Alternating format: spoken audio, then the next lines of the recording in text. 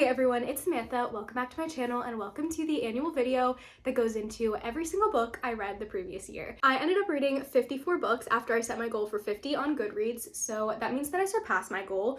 I feel like it's very easy to start to compare yourself to other people who read like 100 to 300 books, and honestly, that's just not always realistic for people. So whether you read one book or 300 books this year, I am very proud of you. I will link last year's video of reviewing every single book that I read in 2023 down below. This year, I feel like I focused more on intention and quality rather than quantity, and I'm gonna definitely just bring those goals into 2025 and the new year, and we'll see where it goes. I do want to keep this video as condensed as possible, so what I'm gonna do is I'm going to review every single book in a sentence. We're gonna just speed run through all of these books, and I'm gonna give a single sentence review. I know this was a trend a couple years ago. I don't really know if people do it anymore. I haven't really seen anyone do it, but I felt like it could be a fun way to condense the video. Also, not all of these books are in order of when I read them. My Goodreads challenge just stopped working, so it just kind of gave me them all in a random list. But anyway, let's just get right into it. New Year's Kiss. Short, sweet. I'm really glad I read it on New Year's, but I don't really think I'd pick it up again. Mr. Wrong Number. A rom-com without being too cringy, which I definitely appreciated and honestly was pleasantly surprised by. Kingdom of Ash. Literal brick of a book. This was a little bit slow at times, but I really understood why it was needed to wrap up the Throne of Glass series. The entire Magnolia Park series, I'm obsessed with these books. I can't believe it was the first year I read them, and I did read them twice this year. I did a reread, all while in 2024 after reading them for the first time, so I highly recommend these books. I know they're not for everyone, not everybody loves cheating tropes, but for me, I ate these up. Daisy Jones and the Six. I preferred the show, but I still really enjoyed reading this. It was in the style of an interview and focuses on music from the late 60s into the early 70s, and also follows a band very similar to Fleetwood Mac, which I loved. Have I told you this already? Written by my favorite actress ever, Lauren Graham from Gilmore Girls. She talks about her life and I'm just so fascinated by her story, so this was perfect for me. People We Meet on Vacation. This book is becoming a movie and I cannot wait for it, and I loved all the travel vibes. People say that it's their least favorite Emily Henry book, but I seriously loved it so much. Everything I Know About Love. I couldn't really relate to this book, but that could also just be because I'm 17 and I read it when I was 16, so I feel like if I reread this again in my 20s, I'd appreciate it more, but I still really enjoyed her story. The Cheat Sheet. I was not a fan of the way the men in this book acted like 3-year-olds, so I really did not enjoy this one. Brighton Beach Memoirs is a book that I read for school and I did enjoy it, but I have never been a fan of books that are used for required reading in school, so don't take my word for it. It was still a really good book and very interesting because it was a play originally, so it's kind of just written like a script. Tomorrow and Tomorrow and Tomorrow. This book actually lives rent-free in my head, and I really want to get the paperback version because I listened to this on audiobook. I thought it was a great, meaningful story about friendship, and I honestly still think about it every day. The Housemaid. This is one of my favorite reads of the year. It was so suspenseful. I just thought this was the coolest, eeriest thriller that I've ever read. Happy Place. This book was everything that you could want if you like the New England coastal granddaughter, East Coast summer vibes. I read it in the summer and I 100% recommend doing that. Just for the summer, this book was the best romance I read this year other than Magnolia Parks. I was obsessed with this book. I went into it thinking it was going to be a light, fluffy contemporary romance, and it was so far from that.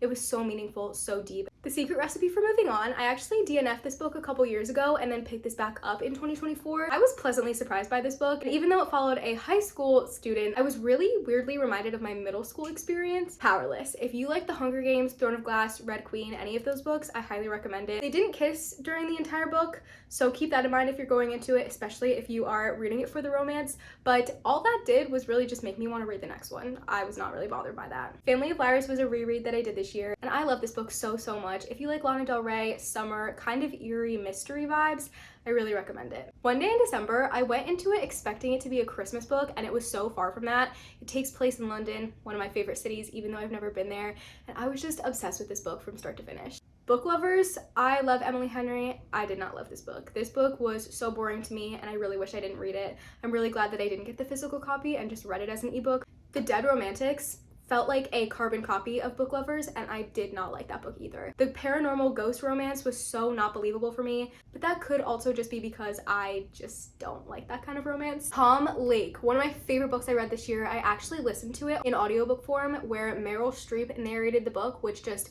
brought it up to a whole other level. If you want the feeling of being in the apple orchard in the book and just sitting in the apple orchard listening to the main character, Meryl Streep's voice, narrate her entire life, this is the book for you. Hotel Magnifique. I wish I had DNF'd this book at 50%. It was just not my thing. I found it really boring and the romance was very weird. Love in Other Words. I really wanted to love this book.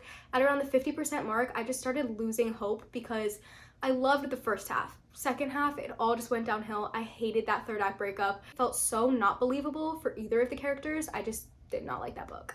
The Complete Mouse, another book that I read for school. This book felt so icky to me, and I know it's meant to feel that way because it talks about the events of the Holocaust. It's a very important book, and I'm really glad that they do use it as required reading in my school because I feel like it's such an important story to read. I just felt really icky because I knew it was a true story and all of the stuff happening in it had happened in real life. House of Salt and Sorrows literally gave me nightmares for like a week. It was so creepy and talked a lot about possessed people and going into dreams, even though it was supposed to be a 12 Dancing Princesses retelling. I don't really know what she was doing with that. Never, written by Jessa Hastings, who also wrote the Magnolia Park series. This was such an interesting way of retelling the story of Peter Pan, and I really liked how she took the love triangle between Peter Pan, Hook's son, and I think Wendy's granddaughter, and made it so much less creepy than it sounds. The Atlas Paradox. I don't remember much of what happened in this book, but I do remember liking it in the moment and feeling really smart because every single thing about the magic system made sense to me. The Vanishing Stair. This was perfect fall vibes. I read it in like 2 days while I was at my aunt's house and flew through it. I highly recommend this for the fall season in 2025. Serpent and Dove. I don't remember much, but in the moment I remember having a really great time reading it. It's about witch hunters. It's a little bit dark, but in a good way, and I do remember really enjoying it. Murder on the Orient Express. I did not like this book. I felt like the ending was very weird, and I know it's a cult classic. I know it was totally my fault that I didn't like it, but still, I really preferred And Then There Were None, which is the only other book I read by Agatha Christie, so do with that what you will. The Night Circus. This book was actually really, really good. I remember loving it while I was reading it, even though I don't remember much of the plot now that I'm sitting down thinking about it. This book was unlike anything I have ever read before, and I do want to read more books by this author if she's written anything else because I really did like this. A Midsummer Night's Dream by Shakespeare himself, obviously. This was another book that I read for school, and I was actually pleasantly surprised by this book. I really liked all of the talk about fairies. It kept me interested. One of the best books that I've ever had to read for required reading at school. The Seven Husbands of Evelyn Hugo. This follows almost like a Marilyn Monroe type of character and talks a lot about the behind the scenes of Hollywood. Every time I watch an award show, I think about this book and I'm just mind blown, honestly. The Third Gilmore Girl, my favorite memoir I read this year and one of my favorite books of 2024. I love Kelly Bishop. I loved hearing about her life and all of the moments from Lauren Graham's memoir that I wish were in there about Gilmore Girls. All those behind the scenes moments were in this book and I appreciated that so much. Begin Again. It focused on the good parts of college, which made me feel a little bit less stressed going into that whole season of my life next year.